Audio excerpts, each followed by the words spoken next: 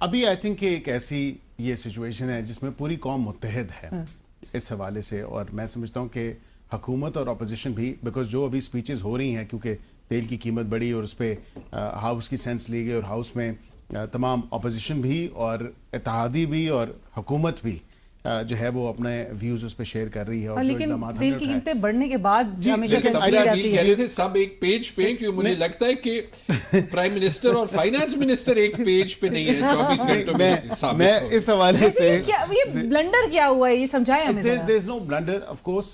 IMF کی نہیں مطلب there is a blunder. آپ کو ایک فیصلہ لے کے واپس لینا پڑا ہے. we've got an expert in the room. But you the government. So absolutely. میں لیکن یہ آپ کو بتا رہا ہوں, I think کہ اس میں کیونکہ IMF کی کنڈیشنالٹیز تھیں اور اس کو تھوڑا سا اس حوالے سے دیکھا گیا, چاہے وہ شارٹ فال کے حوالے سے ہو, چاہے وہ ٹارگیٹڈ سبسڈی کے حوالے سے ہو.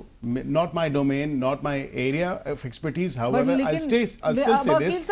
میں یہ ضرور کہوں گا کہ جو غلطی ہے وہ میں کیوں بھگتوں, میرا کیمرامین کیوں بھگتے, میرا پروڈیوسر کیوں بھگتے, 25 کروڑ عوام کیوں بھگتے. نہیں, ان کو بالکل آنسریبل ہونا چاہیے اور ہونا ہوگا.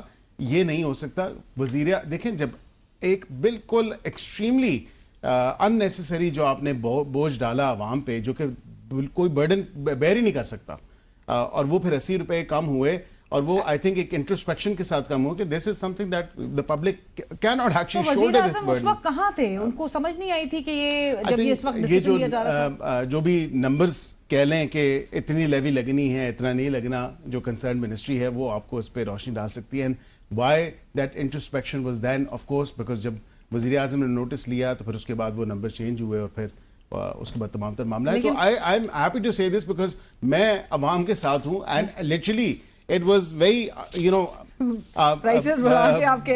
مطلب سوچنے کا مقام تھا کہ میرے لیے بھی کہ how is the public going to imported وزیر اعظم, تو پھر وزیر خزانہ جو ہے وہ تو پھر اسی طرح سے کرتے ہیں.